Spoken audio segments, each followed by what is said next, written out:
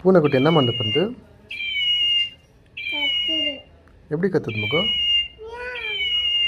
எப்படி கத்துது? பூனைக்குட்டி என்ன பண்ணின்னு இருக்கு இப்போ? தூங்க வைக்கிறியா? அது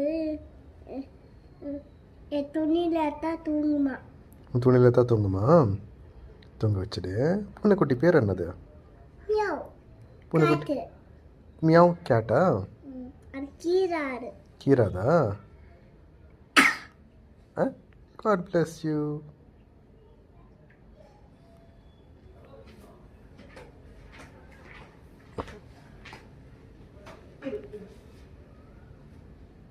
தூங்கினிருக்கா?